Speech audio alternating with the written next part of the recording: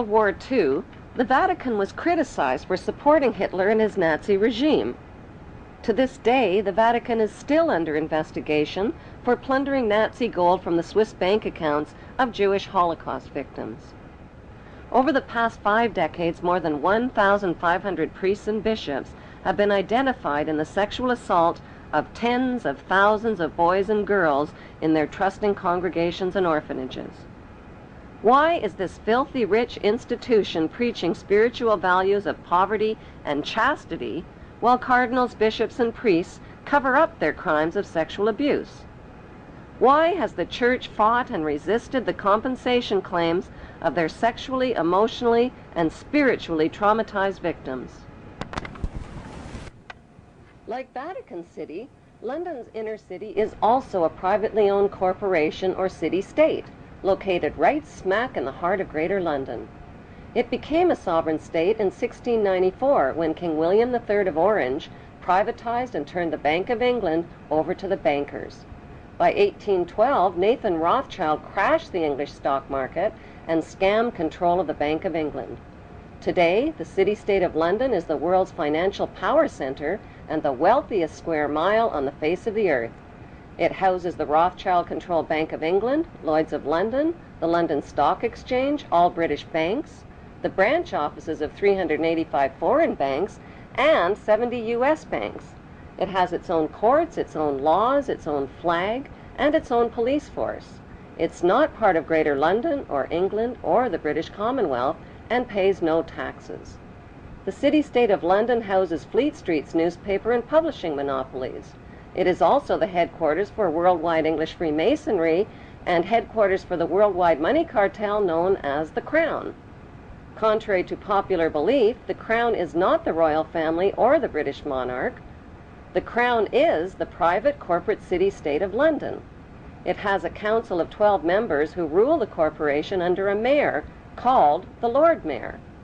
The Lord Mayor and his 12-member council serve as proxies or representatives who sit in for 13 of the world's wealthiest, most powerful banking families. This ring of 13 ruling families includes the Rothschild family, the Warburg family, the Oppenheimer family, and the Schiff family. These families and their descendants run the Crown Corporation of London. The Crown Corporation holds the title to worldwide Crown land in Crown colonies like Canada, Australia, and New Zealand. The British Parliament and the British Prime Minister serve as a public front for the hidden power of these ruling Crown families. Like the city-state of London and the Vatican, a third city-state was officially created in 1982. That city-state is called the District of Columbia and is located on 10 square miles of land in the heart of Washington. The District of Columbia flies its own flag and has its own independent constitution.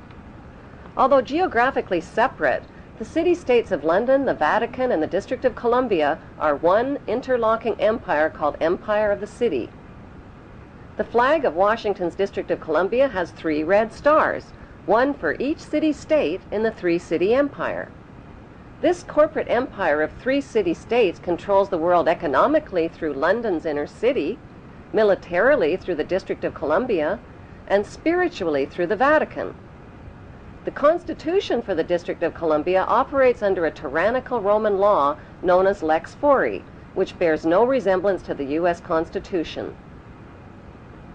When Congress passed the Act of 1871, it created a separate corporate government for the District of Columbia. This treasonous act allowed the District of Columbia to operate as a corporation outside the original Constitution of the United States and outside of the best interests of American citizens.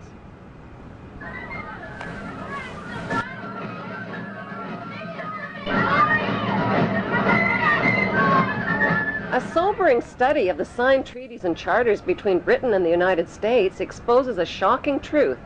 The United States has always been, and still is, a British Crown colony. King James I was famous not for just changing the Bible into the King James Version, but for signing the First Charter of Virginia in 1606. That charter granted America's British forefathers a license to settle and colonize America. The charter also guaranteed that future kings and queens of England would have sovereign authority over all the citizens and colonized land in America stolen from the Indians. After America declared its independence from Great Britain, the Treaty of 1783 was signed. That treaty specifically identifies the King of England as the Prince of the United States and contradicts the belief that America won the War of Independence. Although King George III of England gave up most of his claims over his American colonies, he kept his right to continue receiving payment for his business venture of colonizing America. If America had really won the War of Independence, they would never have agreed to pay debts and reparations to the King of England. When Congress passed the 13th Amendment to the Constitution, the U.S. President was made subservient to the King of England.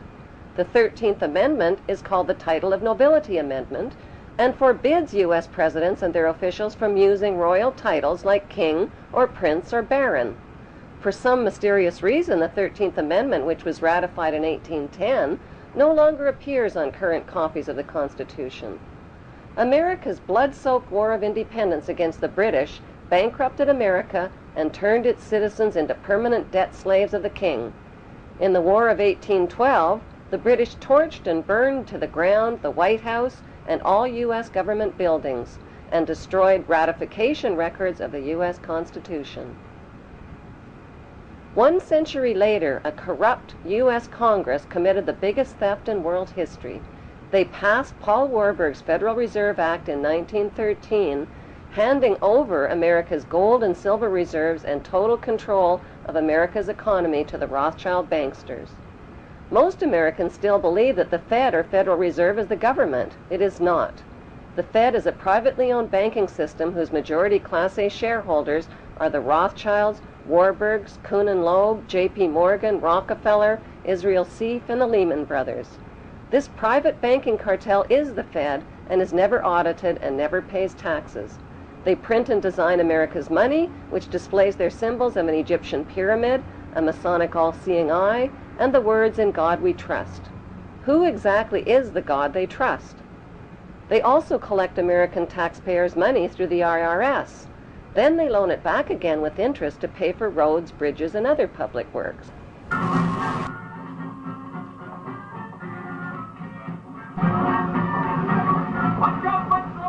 American presidents are handpicked and financed by these special interest power groups. Like George W. Bush, John Forbes Kerry, whose initials are JFK, is a member of Yale University's Skull and Bones Brotherhood. The Forbes part of John Kerry's name identifies his descendancy from Captain Robert Bennett Forbes, who was a drug runner for the Rothschilds' opium drug trade with China in the 1800s. Most U.S. citizens believe that the United States is a country and that the president is the most powerful man on earth. The United States is not a country. It is a corporation, and the president is president of the corporation of the United States. He and his elected officials work for the corporation, not for the American people. Since the United States is a corporation, who owns the corporation of the United States? Like Canada and Australia, whose leaders are prime ministers of the Queen and whose land is called Crown Land, the United States is just another crown colony. Crown colonies are controlled by the empire of 3 city-states. At the center of each city-state is a towering, phallic-shaped stone monument called an obelisk that points skyward. In D.C.'s city-state, the obelisk, known as the Washington Monument, was dedicated to Freemason George Washington by the Freemason Grand Lodge of the District of Columbia. The secretive Brotherhood of Freemasons laid the Washington obelisk's cornerstone in 1848 and contributed 22 Masonic memorial stones. 250 Masonic lodges financed the Washington Monument obelisk, including the Knights Templar Masonic Order.